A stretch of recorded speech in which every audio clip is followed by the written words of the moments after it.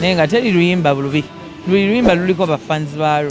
Ne osanga ng'omuntu agambye luno terwakola osobola okusangayo ate alufa. Nabanga otolye ku mbaga naga kano akayimba nze ke kanfulumya naye nga ye kamukolera. Naye nga eno nga mukitwala nti si hit naye nga waliwo ke bakolera so nze kye kinkolera. Ennaku zino abayimbi abakyala batambulira nnyo mu ntalo era ennyimba zibafulumya za ntalo nnyo nga olaba mulimu okwekubakuba. Bwe ki ekikufudde n'obeera ebbali nga toli mu ennyimba zaabwe? Ate kati twekubira ki? Tewali nsonga ya kwekuba. Just ndooza art. Waliwo manyi buli omu alina art ali different. So music ali different. Buli omu ayimba ku kyayagala. Kyova nga tulina ba wrestler, tulina ba dancers, buli omu akola kyayagala. Osobola okuyimba about anything. Yeah, so buli omu addembe okukola kyayagala.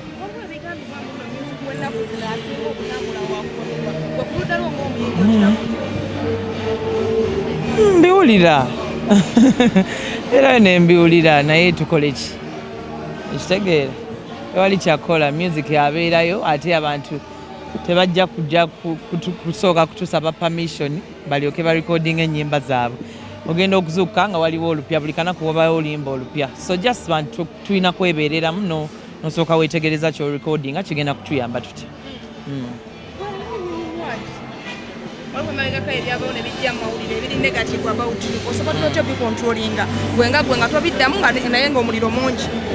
Biki ebyali negative?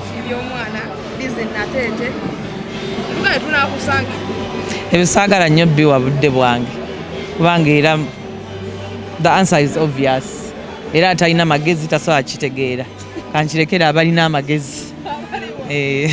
Tukoma awo saagala nnyo kiwa budde. Tugide ku kirala. Magezi bw'osobola okuba bano abayimbi naddala abali mu kwekuba kanjogere amannya Shiba ne Spice Diana. Magezi? Saagala bawa amagezi. Ati nga lwaki nze abawa amagezi? Balina amagezi bombi. Seetaaga kubawa gange. Twalabako omuwala we yayingira amazina naye abantu abasinga nga Maureen Nantumya bannaabwe balina talent naye tebabaagala mu industry mbuno si nnungi. Eri omwana omuwala. Ngamanyi kati oplaninga ne Katonda aplaninga. So nze simanyi mwana oyo kyagenda kufuuka in future and maybe I'll never know. Kitegeera so ngezaako musupportinga mu ekyo kyalina passion apart from education which is a must. Kitegeera so ngezaako musupportinga mu kintu kyalina mu passion ekirala kyawulira nga ayagala nnyo kikola nga kimu excitinga which is not bad as a parent. You want protective mother go tulaba protecting enyo omwana we but sometime bwali batugamba tino omwana ali traumatized nebyo nebyali bawo nga abantu bamwesibako nga badali. Omwana wange mugumu nnyo. First of all yamanyi namubuulira dda ensi eno bwetambula. So mugumu nnyo ebintu ng'ebyo wabiwulira tebimumovinga nnyo tebisobola mu traumatizinga kuba ebimu bimunnyonnyola n'obimunnyonnyola ebimu abiraba n'obbiraba. Muwayiriza maama we ali bw'ati ate ye alaba kirala. Abayimbi baavayo nga Spice Diana ne bagamba tu nabo bafunako challenge yo n'omuvubuka y'omu busy ngera abeesibako mu ngeri emu oba endala. Abantu babeerayo. Of course omuntu yeeripa ku muntu ali waggulu. So kati aba alina kyayagala okuyisaawo. Kati alina kujja eri mmwe. Kitegeera kati nammwe mumuwa platform nga yeeyongera mu maaso yeeyongera ku disrespectinga. Kitegeera which is not right.